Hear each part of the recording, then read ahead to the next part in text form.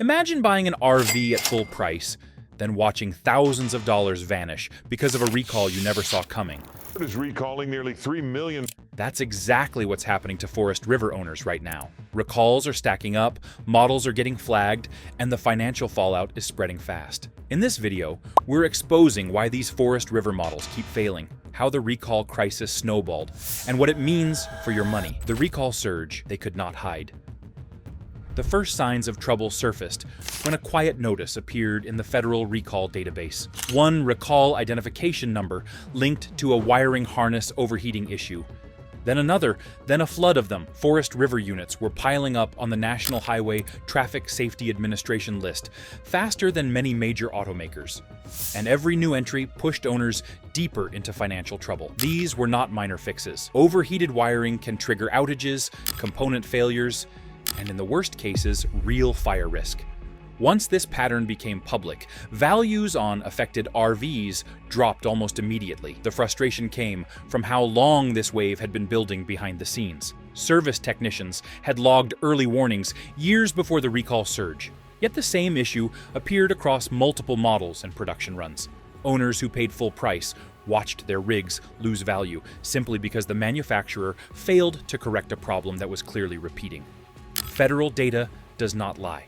The spike in recalls is documented, searchable, and tied directly to Forest River's production history. And as owners discovered the growing list of defects, they realized this was more than inconvenience.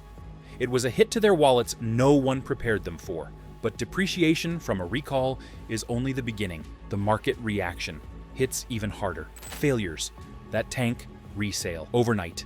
The resale collapse began when auction houses started receiving Forest River units with repeated failures that did not line up with their age. One example showed a unit originally listed at $101,000, dropping to $68,500 at wholesale. The main reason was simple: slide-out motor burnouts appearing far earlier than expected. When the core living space cannot extend or retract reliably, interest plummets. Dealers lowered trade-in offers sharply because repairs were unpredictable, and buyers browsing used listings walked away once inspection notes mentioned the slide mechanism. This sudden shift validated what longtime owners had been saying for years. The failures were not isolated, and the price charts proved it. Even models kept in pristine condition suffered steep markdowns because the brand's reputation began collapsing under the weight of repeated mechanical issues. Auction results are the most honest indicator of confidence, and once those numbers fall, every unit on the market feels the impact. Owners who plan to sell or trade suddenly discovered their expected equity shrinking. And right when the resale hit reached its peak, another problem surfaced, one that quietly raised ownership costs even further. Insurers began reading the same data, and that is when the next financial blow landed. If you find this breakdown useful, make sure to like the video and subscribe so you never miss updates like this. And if you've seen anything similar with your own setup, share your experience below. VIN's insurers no longer trust. Insurance companies track defect patterns more closely than most people realize. When a furnace exhaust misalignment began appearing in service reports tied to specific identification number ranges, underwriters acted quickly. An internal bulletin flagged certain Forest River units for elevated heat exposure risk. This did not require visible damage or a past claim. The simple presence of a flagged identification number was enough to increase premiums at renewal. Owners who had never reported an issue saw their rates move upward without warning, all because the data pointed to a manufacturing flaw that insurers could not ignore. The concern comes from how quietly this shift occurs. Insurance pricing rarely makes headlines, but it affects yearly ownership costs more than almost any other factor. Once a model enters a high-risk category, the adjustment becomes permanent until long-term data clears the pattern. For Forest River owners, that means paying more, simply because the brand allowed defects to accumulate across several production cycles. And once the insurance world reacted, attorneys began tracking the same pattern, connecting the failures to a much larger structural problem. That set the stage for legal action that could push Forest River prices down faster than any recall ever could. The lawsuit that shakes the market. A class action filing now circulating in federal court describes roof membrane separation across specific Forest River production runs. The document outlines how early separation allows water to enter the roof structure, leading to swelling, mold, and long-term structural decline. This is not cosmetic. Structural damage rewrites an R-Vee's entire value profile. Once a defect reaches this level, lenders tighten approval standards, insurers recalculate risk, and dealers start discounting inventory before the public becomes fully aware of the problem. The controlled alarm comes from understanding how fast this can snowball. Legal filings are public. Once the case gained traction, market perception shifted almost immediately. Even models not named in the lawsuit faced more aggressive negotiations because buyers questioned the integrity of the entire product line. Attorneys included photographs, inspection notes, and owner testimony, giving the filing credibility and raising concerns throughout the industry. This is the type of defect that changes resale values, trade-in numbers, and even future insurance rates. And as sharp as the impact looks today, the lawsuit only reveals part of the story, because the real question is why so many failures occurred for so many years without correction. And the numbers behind that answer are even more revealing. The numbers no one wanted public. The recall pattern did not appear suddenly. A multi-year ranking chart shows one manufacturer logging more recalls than several major automakers combined. And the spread increases every single year. Each notice tied to brake wiring misrouting adds another expense that does not stay inside the factory. It moves outward, first through warranty lanes, and then into resale markets, where pricing reacts fast. When a model appears on recall lists repeatedly, lenders tighten terms, trade and numbers fall, and used buyers step back. The math becomes unavoidable. Depreciation accelerates the moment a recall pattern shows up in public data. The irritation comes from how preventable this looks when viewed through several years of reports. The chart lines rise steadily, showing the surge is not random. It reflects a production structure that allowed the same wiring issue to repeat across different builds without permanent correction. Owners carry that weight. Lower offers, higher rate bumps, and shrinking demand all land on the person trying to keep the rig on the road. The financial hit is measurable, documented, and growing as additional recall identification numbers are added to federal records. The numbers expose the reality, but the factory floor reveals why it happened. The next step shows exactly how that pressure built up behind the scenes. The factory pace that broke quality. Production speed became the quiet force shaping these rigs. A leaked memo described increased quotas that pushed assembly teams to move faster than the original workflow allowed. Unsecured water fittings appeared in several inspection reports during this period, matching the timeline of the quota change. When fittings are not tightened or supported correctly, early failures become common and warranty claims increase. Those claims do not stay on the balance sheet. They circle back to owners through higher service delays, shorter part availability, and more aggressive pricing on replacement components. The pattern is simple. When a factory saves minutes, the customer loses hours. The calm anger comes from knowing that the rush saved very little in the long run. Every shortcut created new problems that cost far more to correct than they saved on the line.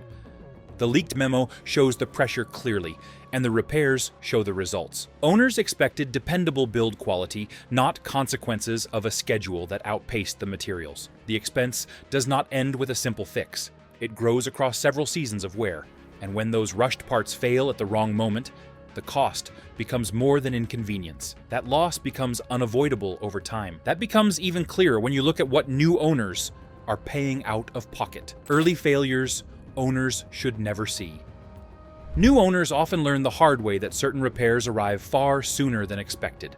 A repair invoice showing suspension misalignment tells the story clearly. The issue developed within the first season, long before normal wear should appear.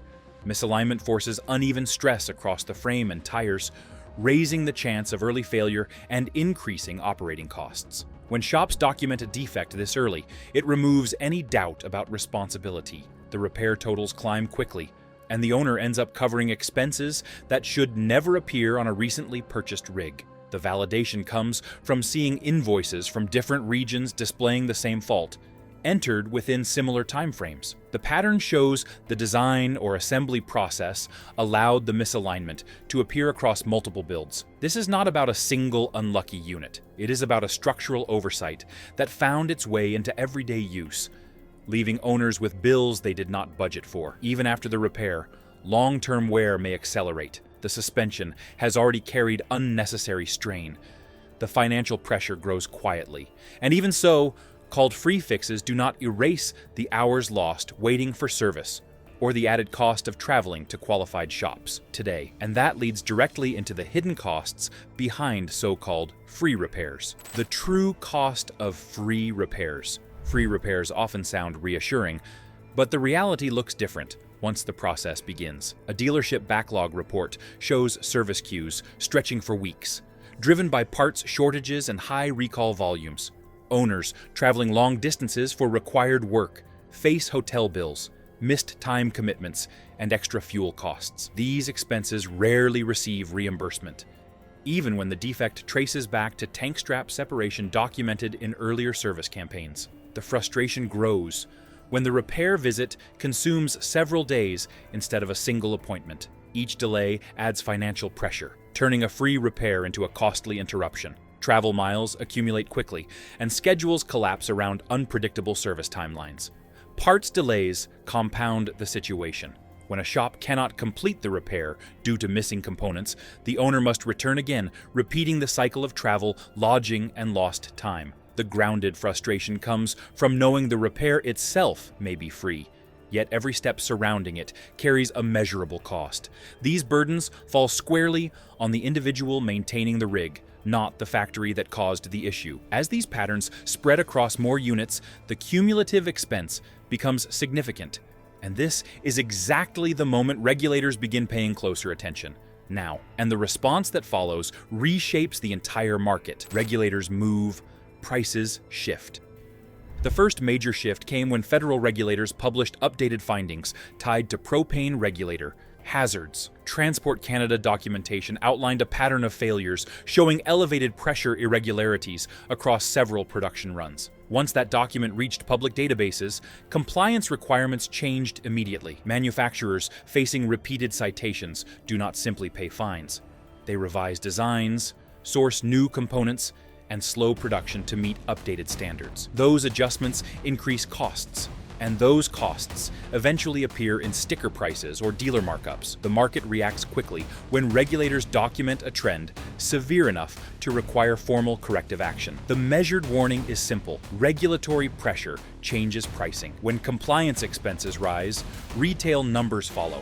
Dealers anticipate the shift and adjust their offers to protect margins on existing inventory. Buyers watching the market begin to notice higher prices on unaffected models and larger discounts on those tied to the documentation. It becomes a ripple effect, where every unit is touched by the regulatory outcome, whether or not it carries the defect. The propane regulator case made that pattern clear. The corrections were necessary, but the financial response was inevitable the moment the findings became public. And once regulators spoke, larger media outlets stepped in and made the situation even harder for the brand. A news expose dealers feared. When a national news organization published an investigation into sidewall delamination, the impact stretched far beyond the defect itself. The Wall Street Journal excerpt outlined how moisture intrusion began forming behind panels within the first season on certain rigs. The report highlighted photographs, inspection notes, and interviews, giving the issue a level of credibility that local complaints never reached. Once that coverage circulated, dealers could no longer rely on standard talking points. Buyers walked in quoting the investigation, and sales teams had fewer options for controlling the narrative. Reputational fallout moved faster than any recall notice. The vindication felt by longtime owners came from seeing the issue addressed on a national platform. They had raised concerns for years, and the article confirmed those problems were not isolated. That recognition carried financial consequences. To move inventory affected by the report, dealers introduced steeper discounts, sometimes cutting several $1,000s from asking prices just to restart interest. These discounts softened demand on newer models as well, reshaping price expectations across the lot. Major reporting turns private frustration into public knowledge. And once that happens, the market adjusts. As awareness spread, legal teams began tracking the same information, and lawsuits multiplied quickly. If you want ongoing tracking of recall patterns, insurance changes, and resale shifts, make sure you're subscribed. I follow these developments as they unfold, and the next update could save you from an expensive mistake long before it reaches the headlines. Lawsuits spreading faster than recalls. Legal filings expanded in direct proportion to the documented failures. A recent attorney briefing summarized multiple cases tied to axle bolt failures that caused uneven load distribution and early component stress. Attorneys outlined scenarios in which owners could seek compensation for repairs, diminished value, or buybacks depending on the extent of the defect. This created a clear pathway for financial recovery, but it also increased the pressure on the manufacturer. Each new filing triggered additional scrutiny, and with that scrutiny came greater risks for depreciation. Lenders, insurers, and dealers all review legal developments when adjusting pricing models. The relief many owners felt came from finally understanding the structure behind compensation eligibility. The briefing showed how different cases fit into established categories, giving clarity to what was previously a confusing process. For buyers who experienced axle-related issues within the first season, the filing provided documentation that validated their concerns. But the larger consequence is the effect lawsuits have on market confidence.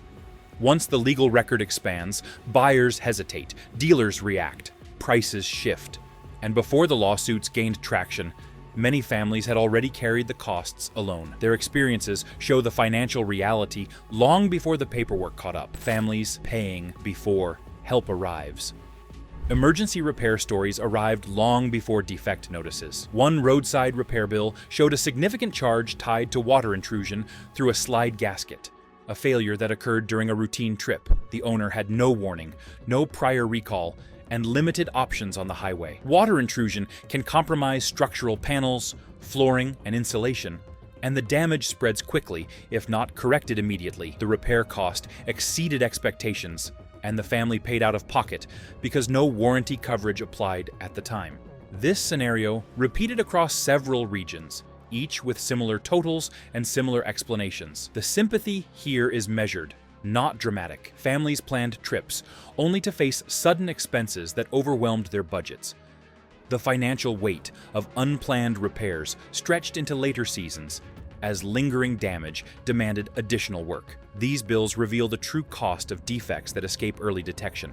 Before regulators intervened, before lawsuits formed, and before dealers acknowledged patterns, the expenses fell directly on the person behind the wheel. These stories show why the system's response came too late for many. And this is why the final section matters most, because strategy becomes the only way to limit what comes next. The VIN check that saves thousands. The first step in protecting yourself from unnecessary repair costs is learning how to check your vehicle identification number correctly. A simple lookup can reveal whether your rig is tied to any open recalls, including those associated with battery isolator malfunctions that have appeared in recent documentation. A proper search requires entering the full 17-digit identification number into the federal database. Once the system returns the results, look closely at the recall descriptions and the production dates listed. Some issues appear on certain runs, but not others.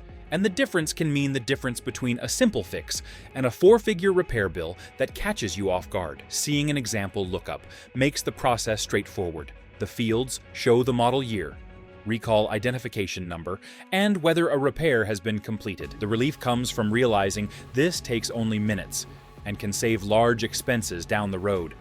Owners who skip this step often discover defects during inspections or breakdowns, rather than through preventative checks. Reviewing your identification number once every season keeps you ahead of surprises, but stopping at identification alone is not enough to protect your wallet fully.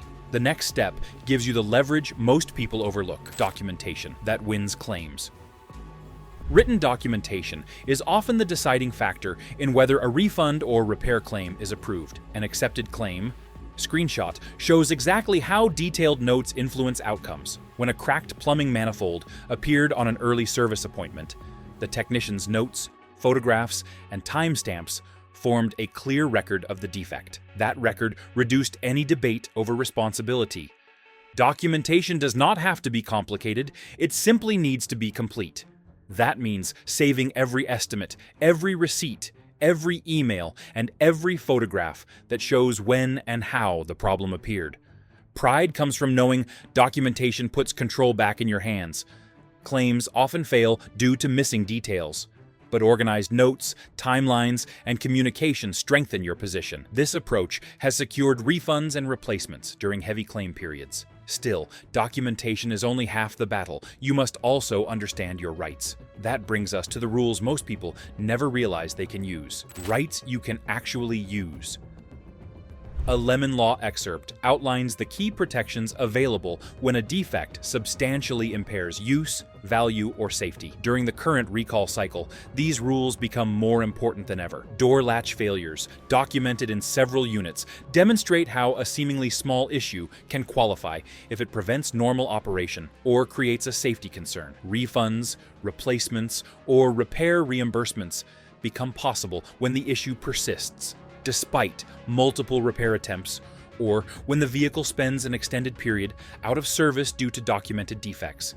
Understanding the thresholds in your state helps you determine when you qualify. Empowerment comes from knowing these protections apply when criteria are met. Owners facing delays or unresolved defects can file formal notices, document repair attempts, and trigger review under Lemon Law provisions. For many, this marks the shift from ongoing losses to recovery, yet one question remains as the market changes. Timing becomes the deciding factor, especially when prices begin to move. The 30-day window for real deals. A dealer inventory aging chart shows how pricing pressure builds as unsold units remain on the lot. When rigs approach a certain age threshold, discounts begin to appear quietly. During periods of high recall activity, this window can shrink because dealers want to move inventory before new information reaches the public. Roof vent adhesive breakdown, documented on some units, adds another layer of urgency. Once defects appear in inspection reports, interest slows, and dealers adjust prices to maintain turnover. This combination creates a predictable 30-day window where discounts increase steadily, often without public advertising. Monitoring aging inventory, recall notices, and regional demand reveals the same pattern across multiple areas. When units sit too long, dealers cut prices. Those who track these signals often save thousands by timing their move, gaining a clear advantage in an uncertain market. Have you been hit by a Forest River recall or an early failure? Put your experience in the comments. It matters more than any brochure. If this video gave you clarity, hit like and make sure you're subscribed, because I track recalls, resale impacts, and market changes as they happen.